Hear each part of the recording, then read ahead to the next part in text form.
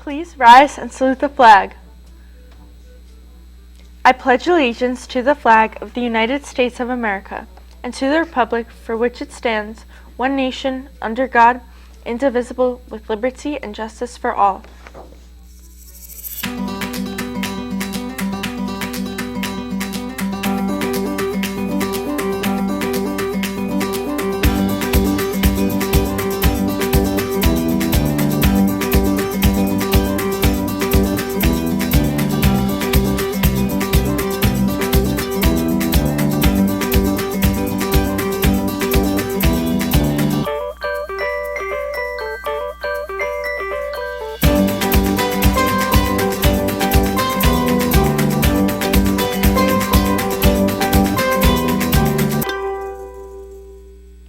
Good morning and welcome to RPtv. Today is Monday, November 18, 2019. This morning we begin with a follow-up to a recent event at the Roselle Park McDonald's. Let's go to Caitlin for that report.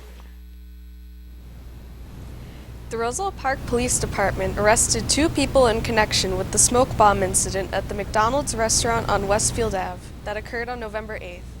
According to Police Chief Daniel McCaffrey, an investigation conducted by Detective Angelo Moreno found 2 individuals, Callum Budos, 19, of Springfield, and a 16-year-old juvenile from Roselle Park had entered the men's bathroom and set off a smoke grenade. After they set off the grenade, they left the scene as the fire alarm was being activated. The Roselle Park Police, Roselle Park Fire Department, Union County Sheriff's Canine, Union County Arson Squad, and Union County Sheriff Identification/Crime Scenes units all responded to the incident. Chief McCaffrey stated that this incident created a dangerous condition for those in the restaurant and responding to the location. The city of Venice, Italy, well known for its canals and gondolas, has been dealing with excess flooding since last week. Let's go to Barbie for the latest details. St. Mark's Square in Venice, Italy was closed due to high tidal waters, but it was reopened again on Saturday for the residents and the tourists. Even though it was sunny, Venice remained on edge because of the wind-propelled high tidal waters, also called acqua alta by the Venetians, during the weekend. The city was hit with a devastating flood, the worst in decades, on Tuesday. The tide peaked 1.10 meters above the sea level and the water rose 20 centimeters in the afternoon. The mayor of the city said that the flood will definitely damage homes, stores, and the city's rich heritage, and the estimated cost of the damage will be at least €1 billion or $1.7 billion. The mayor also informed the Italian media that Venice was setting up programs to help cover the damages and will provide aid for 70% of damages to the people who suffered serious losses. Now it's time for announcements. Gay Street Alliance meeting on Tuesday, November 19th at 6 p.m. There will be a guest speaker and former Rosa Park graduate in attendance. All are welcome. Confidentiality is a must. Anime Club, November 21st, in room 105 after school. Art Club and National Art Honor Society will be meeting Fridays after school in room 102 during the school year. We are working on projects and sometimes exploring new media. Join us. Blaze Pizza in Clark is hosting a Dine to Donate tonight for the RPHS Panthers Marching Band. They're donating 20% of the proceeds for whoever shows the flyer from 5 o'clock to 9 o'clock p.m. So get over there for a great meal and support our Panthers Marching Band. Blaze Pizza is located at 1255 Raritan Road in Clark, New Jersey. There's an emergency blood shortage right now in our area. You can help make sure that ill patients receive the blood they need. Come to the RPHS blood drive on Wednesday, November 20th from 9 to 3 in the high school gym. You must be at least 16 and weigh 110 pounds to donate. Permission slips and sign-ups are taking place in the nurse's office. Parents, teachers, and community members are also invited. High school seniors, you will wear a special donor cord at graduation if you donate twice. A French soiree at the Cassano Community Center on November 21st at 7 p.m. Enjoy French dishes and desserts. Mr. Williamson, the music teacher, and Madame Nezius invite all students. Video Game Club and Tabletop Games Club are hosting a game night on Friday, November 22nd from 4 p.m. to 7 p.m. in the library. Bring your friends and come play your favorite video and tabletop games. Pizza and snacks will be available for purchase. Thanksgiving Food Drive. There will be a non-perishable and canned food drive to collect food for the RPHS Student Pantry. You can drop donations off in the main office, nurse's office, and room 10. See Mrs. Arango with any questions. Collections for this drive will run until November 26th. Pet supply donations. Let's make the pets happy for the holidays. From now until November 26th, the SAS Club will be collecting pet supplies to be donated at an animal hospital. Please bring pet food, blankets, toys, or any other pet supplies to room 5. The RPHS Theater Department is pleased to announce that the 2020 RPHS Spring Musical will be the Disney's The Little Mermaid. Auditions will be held December 2nd and 4th at 5:30 p.m. Sign-up sheets and audition packets are located in the high school main office. All students that wish to audition must sign up. Fill out an audition packet and bring the packet to the audition. Please see Mr. Wachowski, Ms. Dombrowski, or Mrs. Arango with any questions, or email musical director Doug Panetta at dpanetta@rpsd.org. After the terrible shooting that took place at a South Jersey high school football game, local law enforcement is preparing to increase security for future games and events. Caitlin has that report. Players and spectators were running for cover as a gunman shot into a crowd at Pleasantville High School football game. The incident occurred on November 15th during a playoff game between Pleasantville and Camden. 5 men from Atlantic City and Pleasantville were charged and detained with 3 counts of attempted murder and weapons charges. After leaving several injured and one 10-year-old boy in critical condition, school and local officials are set to discuss upping security at games. They also will be offering counseling to students affected in the shooting. Neil Locke, a retired Pleasantville Fire Department battalion chief, told NJ Media Advance on Friday night that he helped get the child, who witnesses said was shot in the neck, to the hospital. Once I heard the shots and everyone started running, I started running the other way because I knew what it was, and there were too many people and someone had to get hit, he said. Chief of Police Rigand will be meeting with the school to discuss safety protocols as well. As we make our way into the winter season, we find many people who are in desperate need. We can also see that the Roselle Park school community is always willing to help.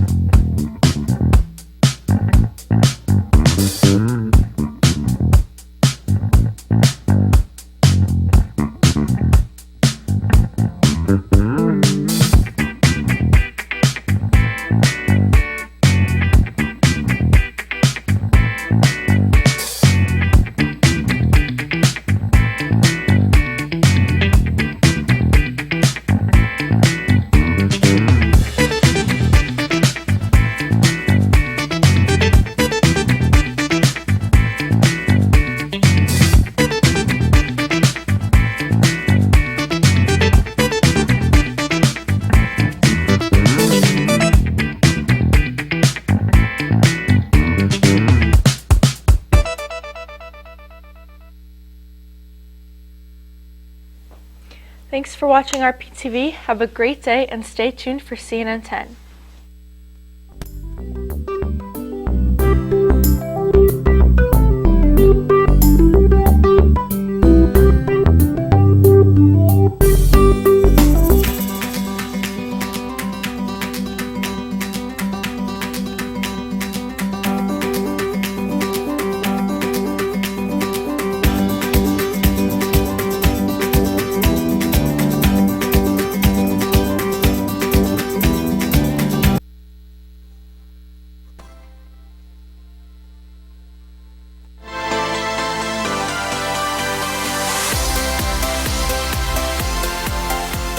Happy Monday, because if it's gotta be Monday, it might as well be happy. I'm Carl Azus. We're happy to have you watching CNN 10. Here on Earth, where most of us live, we spend about a third of every day lying down sleeping and 2/3 standing or sitting in an upright position. That's not really how it goes in space, when people are weightless and the zero-gravity environment causes more fluid to shift to the head. Faces get puffy, legs lose volume and appear to be smaller. Many astronauts have complained of eye and back problems after coming back down to Earth and its gravity. And now scientists say they've discovered some new risks with long-term spaceflight. A study published recently in JAMA Network Open, a medical journal, examined 11 healthy astronauts who'd been on the International Space Station for 6 months. 8 of them had unusual characteristics observed in their blood. For instance, 6 of the astronauts had either stagnant or reverse blood flow from their heads. The lead author of the study says he doesn't know if that's actually harmful. The blood's still leaving the head through other pathways, so flowing backwards through a jugular vein may not be dangerous. But he says it does show a change in how blood moves through the body while in space. Another issue the study found was blood clots. One astronaut had one. Another showed signs of a partial blood clot. That is potentially harmful, as the clots can block the flow of blood to the lungs. The astronaut who had one was treated for the rest of the spaceflight and made it home safely. What does all this mean? Well, one researcher says these issues have probably been occurring since humans first ventured into space, and that they would likely resolve themselves when astronauts came back down to Earth. Knowing about them now gives doctors something else to monitor when people leave our atmosphere. All schools are shut down today in the East Asian city of Hong Kong. Some university campuses there have become rallying points for protesters who, among other things, have called for more democracy in the city. Hong Kong is a special administrative region of China, meaning it has more freedoms than the mainland. But those who've been protesting for almost 6 months now are concerned that China's communist government is increasing its power in Hong Kong, and they see Hong Kong's government and police as being aligned with China. Over the weekend, demonstrators at Hong Kong's Polytechnic University targeted police with gasoline bombs, bricks launched from catapults, and bows and arrows. One arrow hit an officer in the leg. Authorities fired water cannons and tear gas at protesters, and police say that if the demonstrators continue to use weapons, they'll respond with minimum force, and if they have no other choice, live ammunition. The violent clashes between police and protesters in Hong Kong, turning university campuses into scorched battlegrounds. For 5 months, demonstrators have been fighting against Beijing's increasing influence over the territory. They have smashed mainland Chinese banks, vandalized a state-run newspaper office, and trashed restaurants run by owners who support Beijing. Once a city mainlanders flocked to for a taste of Western affluence and education, many are now fleeing Hong Kong, heading back to the mainland, some boarding a police boat to get out. These passengers took a train across the border into Shenzhen, China. Several are university students. The violence abruptly ending their semesters, greeted here with signs like this one. It reads, "We are one family. We are with you." The young man holding it, asking we not show his face, fearing retaliation. He tells us his company sent him, offering temporary housing to mainland Chinese students leaving their Hong Kong universities. We want to help to ease their situation a little and give them some warmth. Hotels in Shenzhen are rolling out the red Welcome Home signs. The Communist Youth League, run by the Communist Party of China, among the first to step up to assist with the growing exodus of young people. Pro-Beijing private businesses and alumni networks from Chinese universities also helping the students find a place to stay. It's ridiculous. This mainland student tells us she left the Education University of Hong Kong after administrators canceled classes last week. She, like everyone we spoke with, fearful to reveal her identity, experiencing a mix of emotions: fear, confusion, uncertainty, even resentment towards the violent protesters. They just try to destroy the normal people's life, and it will influence our graduation. So really unhappy. Back in Hong Kong, we found other mainlanders, like Charlie, staying put for now. I think mainland students are scared, are worried, but I have to say that I cannot see many mainland students targeted by those protesters or bullied by those protesters or their local classmates. But his mother still worries. After seeing the images of destruction, she traveled from the mainland to Hong Kong to check in on her son. Charlie says early on in the movement, he actually sympathized with the demonstrators. I changed my mind. They need to reduce the violence. Violence that's led to this. Campuses that once promoted dialogue, left near empty, shattered, charred. Residents now cleaning up, wondering what will ignite next. David Culver, CNN. 10-second trivia. Which of these port cities is located on the coast of the Adriatic Sea? Venice, Italy, Palermo, Italy, Barcelona, Spain, or Istanbul, Turkey? Though all these ports are located in the Mediterranean region, the only one on the Adriatic Sea is Venice. And it was a strong storm system in the Adriatic that contributed to another high tide in Venice on Sunday. The waters rose to about 59 inches in the lagoon city, which is considered an exceptional high water mark, but it's still well short of last Tuesday's peak of more than 73 inches. Forecasters don't expect they'll get that high again over the next few days. High tide on Saturday was actually welcome relief for Venetians struggling with the worst flooding in half a century. It filled historic St. Mark's Square, but was not enough to do more damage than already done.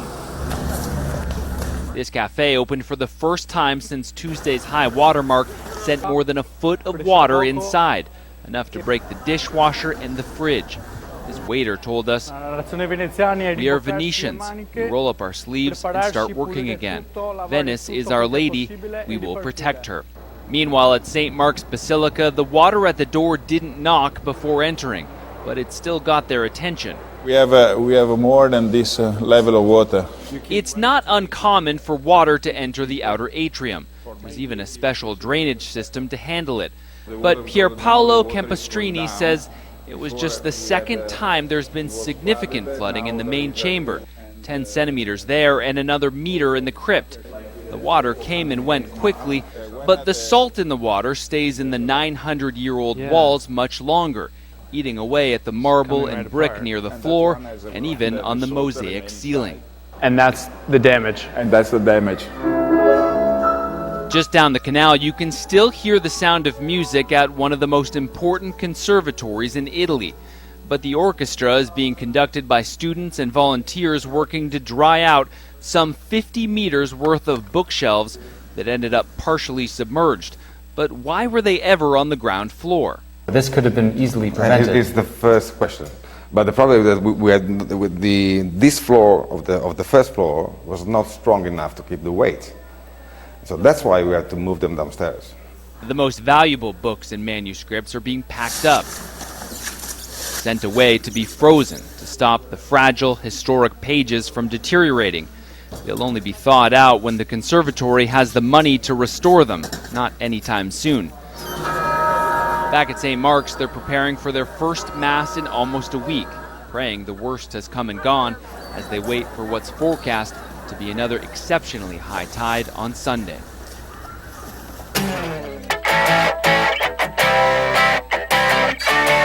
Cleveland, Ohio is one of hundreds of U.S. locations that recently saw record cold for this time of year. But whoever this is knows how to make the best of it. It was from the 20th floor of a nearby hotel that a guest recorded a mysterious Spider-Man making his mark in an open field. Why is he mysterious? Because when the person who got the video went outside to see who it was, the man, like a spider, had hopped off his web and into thin air. Maybe he was feeling reclusive, or he just liked using his long legs to go wandering somewhere else. But I don't need to say it took a tarantula lot of effort to weave such an orb-just display. Imagine what he could have done with 8 legs. Now that would have jumped all over the World Wide Web. I'm Carl Jesus for CNN 10.